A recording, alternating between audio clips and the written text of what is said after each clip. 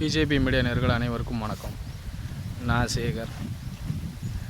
அறிவாளி நம்ம தமிழகத்தை ஆள்ற முதல்வர் அவர் ஒரு தெலுங்கு இனத்தை சேர்ந்தவர். ஆனால் அறிவாளியான ஒரு 7 கோடி தமிழர்களை ஏமாற்றி நமக்குள்ளேயே சண்டையை இழுத்து விட்டு சொகுசாக எப்படி தெலுங்கு மொழியிலெல்லாம் பழமொழி சொல்கிற தலைவர் எந்த மாநிலத்துக்குமே கிடைக்காது, நம்ம மாநிலத்துக்கு கிடச்சிருக்கு. ஏன்னா தமிழர்கள் ஒரு சூடு சொரணம் இல்லாதவன், அவனுக்குள்ளேயே அடிச்சுட்டு சாவான். ஆனால் அடுத்தவன் அவனை தூக்கி வச்சு கொண்டாடுவான்.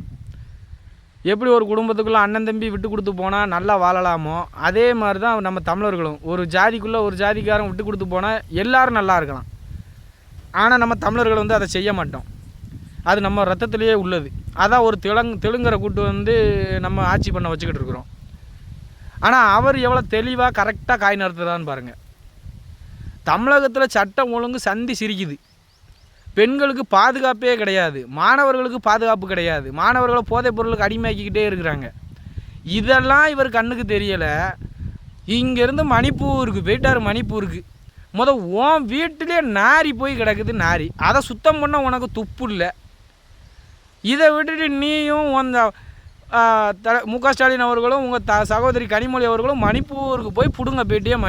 மணிப்பூரில் உள்ளவங்க மணிப்பூரை பிடுங்கிக்கிடுவாங்க. இப்போ நீங்கள் தமிழகத்தை ஆளுதையில் தமிழகத்தை பிடுங்குங்க. நீங்கள் தமிழகத்தில் சட்டம் ஒழுங்கு, ஒரு காவல்துறை அதிகாரிக்கு பாதுகாப்பு இல்லை, ஒரு விஓக்கு பாதுகாப்பு இல்லை, சாதாரண பொதுமக்களுக்கு பாதுகாப்பு இல்லை, பெண்கள் காலேஜுக்கு போக முடியலை. இந்த தப்பெல்லாம் பண்ணுறது நீங்கள் தான், டிஎம்கே காரன் தான். நீ மித்தவனுக்கு அறிவுரை சொல்லுதானே. உங்களுக்கு உள்ளதை சொறிங்க, அவனுக்குள்ளதை அவன் சொரிஞ்சுக்கிடுவான். உனக்கு உள்ளதை சொரியதை விட்டு நீ பக்கத்து வீட்டுக்காரனை போய் சொரிய போயிட்ட. நீங்கள்லாம் என்ன ஆட்சி பண்ணுறீங்க? மக்களுக்கு என்ன பாதுகாப்பு இருக்குது ஃபஸ்ட்டு சொல்லுங்கள். 2 வாரத்துக்குள்ளே 37 பெண்களுக்கு எதிரான குற்றங்கள் 37 நடந்திருக்குது 2 வாரத்தில். அது இந்த பள்ளிக்கூட மாணவி, காலேஜுக்கு போகிற மாணவிகளுக்கு தான் இந்த பாலியல் தொந்தரவு கொடுக்கும். அவ்வளோ ஒரு டிஎம்கேக்காரன். நீங்கள் ஃபோட்டோ ஷூட் நடத்துறதுக்கு தான் உங்களுக்கு டைம் இருக்கே தவிர மக்களுக்கு என்ன நடக்குது? ஏன் நீ வேங்க வயலுக்கு போயிருக்க வேண்டியன? வேங்க வயலில் போய் எவன் கம்ப்ளைண்ட் கொடுத்தானா அவன் மேலேயே எஃப்ஐஆர். ஒரு பெண் காவலர் விடுதலை சிறுத்தைகள் கட்சிக்காரன் வெட்டிட்டாம்னு கம்ப்ளைண்ட் கொடுத்தா அவங்கள சஸ்பெண்டு, அவங்க மேலே தான் எஃப்ஐஆர். ஒரு விஓ மேலே சாணியை கரைச்சி ஊற்று தான் டிஎம்கேக்காரன். ஒரு ஏடிஜிபி உயர் காவல்துறை அதிகாரி அவர் இடத்துக்கே போய் அவர் ஒரு 10 நிமிஷம் முன்னால் போயிருந்தால் அவளை எரிச்சு கொண்டிருப்பாங்க. கல்லூரிக்குள்ளே புகுந்து அந்த கல்லூரி மாணவியை பாலியல் வன்புறவு பண்ணியிருக்கான் டிஎம்கேக்காரன். அவருக்கு சப்போர்ட்டாக மா சுப்பிரமணியன், சபாநாயகர் அப்போவும் வராங்க. ஒரு தமிழகம் அறிஞ்ச முகம் தெரிஞ்ச ஒரு பிரபலம் கஞ்சா கருப்பு நடிகர் ஒரு கவர்மெண்ட் ஆஸ்பத்திரியில் டாக்டர் இல்லைன்னு சொன்னதுக்காக இனிமேல் இந்த பிரச்சனை கலரணுன்னா பின் விளைவை சந்திக்க வேண்டி இருக்கும்னு அந்த அமைச்சர் மா சுப்பிரமணியன் அவர்கள் சொல்லிக்கிட்டு இருக்கிறாரு. நெல்லையில் ஒரு ஆஸ்பத்திரியில் ஒரு மூதாட்டி இறந்துருக்காங்க. அவங்கள கொண்டு போய் ஒரு ஆம்புலன்ஸ் வசதி இல்லை. ஒரு 18 கிலோமீட்டர் அவரோட பையன் சைக்கிள்லேயே தூக்கி கொண்டு போயிருக்காரு. ஒரு பள்ளிக்கூடம் போன மாணவியை அங்கே உள்ள வாத்தியாரே 3 பேர் சேர்ந்து அந்த பிள்ளை வாழ்க்கை கெடுத்துருக்கான். இப்படி தமிழகத்தில் சொன்னால் அடுக்கிக்கிட்டே போகலாம். அவ்வளவு குற்ற செயல்கள் நடக்குது. நீங்கள் அதெல்லாம் ஒன்றும் பிடுங்க காணும். அதை பிடுங்கதை விட்டுட்டு இங்கேருந்து மணிப்பூருக்கு போய் பிடுங்க போயிட்டீங்க. மு.க. ஸ்டாலின் அவர்களே, மணிப்பூரில் உள்ளதை பிடுங்கதை அவங்க பிடுங்கிக்கிடுவாங்க. நீங்கள் தமிழ்நாட்டில் பிடுங்க வேண்டியதை பிடுங்குங்க. அதை விட்டுட்டு மணிப்பூருக்கு பிடுங்க போயிட்டீங்க. இப்போ தமிழகத்தில் சந்தி சிரிக்குது, சிரிக்குது. விலைவாசி உயர்வு நினச்சி பார்க்காத லெவலுக்கு விலைவாசி உயர்வு ஏறிக்கிட்டு இருக்குது. அதெல்லாம் நீங்கள் விட்டுருதீங்க. ஃபோட்டோ ஷூட் நல்ல ஒரு ஹீரோ மாதிரி இப்போவும் ஃபோட்டோ ஷூட் நடத்திக்கிட்டு இருக்கிறீங்க. வெளியே பார்த்தா தானே தலைவரை தெரியும் தமிழகம் எந்த லட்சணத்தில் இருக்குதுன்னு. மோசமானாலும் மோசம், உங்கள் ஆட்சியை மாதிரி ஒரு மோசம் எந்த ஆட்சியிலையும் நடந்ததில்லை. அவ்வளவு கேவலமாக இருக்குது உங்கள் ஆட்சி. எங்கள் தலைவர்களை பற்றி பேச உங்களுக்கெல்லாம் என்ன தகுதி தரான்னு இருக்குது சொல்லுங்கள் பார்க்கலாம். உங்களுக்கு என்ன தகுதி இருக்குது? ஃபஸ்ட்டு உங்கள் ஆட்சியை பொதுமக்கள்கிட்ட கேட்டு பாருங்கள். கிளின்னு கிழிப்பாங்க. மத்திய அரசு கொண்டு வந்த திட்டத்தை ஏதாவது ஒன்று நிறைவேற்றிருக்கீங்களா? ஆனால் ஒரு ஸ்டிக்கரை போட்டு உங்கள் உள்ளதுன்னு சொல்லிடுறீங்க. தமிழகத்துக்கு 4 லட்சம் வீடு மோடி அரசாங்கம் கொடுத்துருக்குது.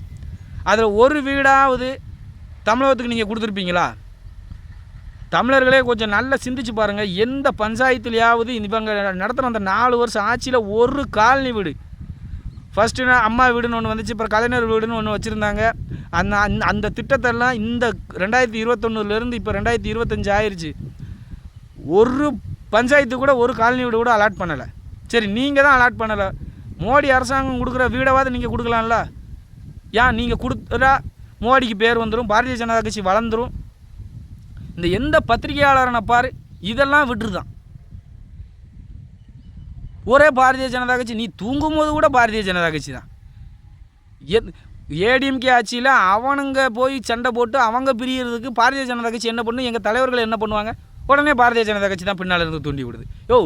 உங்களுக்கு ஒரு வேலையே இல்லையா? பத்திரிகைக்காரர்கள் வந்து தமிழகத்தில் எவ்வளவோ கொடுமைகள் நடந்துக்கிட்டு இருக்குது. அந்த தவறுகளை எடுத்து சொல்லுங்களேன். நீங்கள் பத்திரிகையாளர்கள்லாம் அதுதானே. மக்களுக்கு போய் இந்த டிஎம்கே ஆட்சி பண்ணுறதுல நாசகார வேலைகளெல்லாம் நீங்கள் வெளியே எடுத்து சொல்லலாம்ல? 24 மணி நேரமும் பாரதிய ஜனதா கட்சி அவதூறு பரப்புறது தான் உங்களுக்கு வேலையே வா? பள்ளிக்கு ஒரு ஸ்கூலுக்கு போக முடியல குழந்தைங்க, அங்கே அந்த வாத்தியார்களுக்கு அந்த பிள்ளைகளை கொடுமைப்படுத்துகிறாங்க. கல்லூரிக்கு போக முடியல, அங்கேருந்து வெளியே வந்து அந்த பிள்ளைகளுக்கு தொந்தரவு கொடுக்குறாங்க. வேலைக்கு போகிற இடத்துல அங்கே தொந்தரவு பண்ணுறாங்க இந்த டிஎம்கேக்காரன். குடிக்கிற தண்ணியில் மலத்தை கலந்து வைக்கிறான். இதெல்லாம் நீங்கள் கேட்க இல்லாமல், வெக்கமே இல்லாமல் நீங்கள் ஒரு அவதூறு பாரதிய ஜனதா கட்சியை பற்றி அவதூறு பரப்புதலே குறியாக இருக்கீங்களே பத்திரிகையாளர்களே. நீங்கள் உங்கள் வீட்டு பெண்ணை, உங்கள் வீட்டு குழந்தைகளை யாராவது இப்படி பண்ணுனா இதே மாதிரி தான் இருப்பீங்களா? ஏதாவது ஒருத்தன் கல்யாணம் நடந்தால் பாரதிய ஜனதா கட்சி தான் காரணம், குழந்தை பிறந்தால் பாரதிய ஜனதா கட்சி தான் காரணம், டைவர்ஸ் ஆனால் பாரதிய ஜனதா கட்சி தான் காரணமா?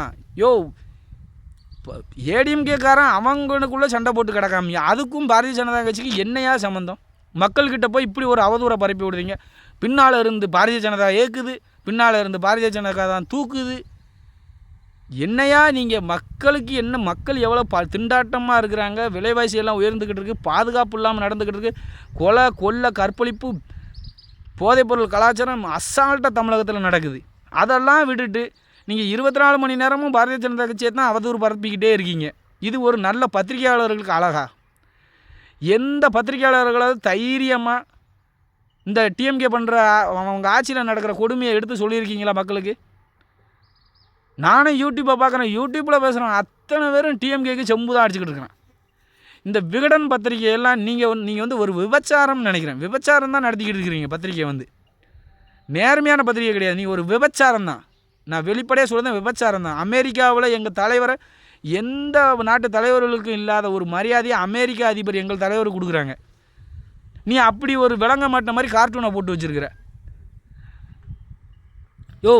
எவ்வளோ மரக்கணத்தில் 22 பேர் கள்ளச்சாராயம் குடிச்சு செத்தாங்க. கள்ளக்குறிச்சியில் 69 பேர் செத்தாங்க.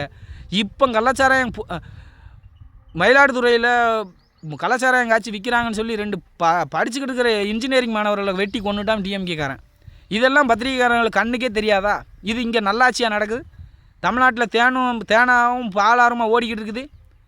இந்த பத்திரிகையாளர்கள் பூரா இப்படி தான் தேனாரும் ஓடுது பாலாரும் ஓடுதுன்னு சொல்லி தமிழகத்தை குட்டிச்சோறு ஆக்கிக்கிட்டு இருக்கீங்க. யார் மதவாத கட்சி? யார் மதவாத கட்சி?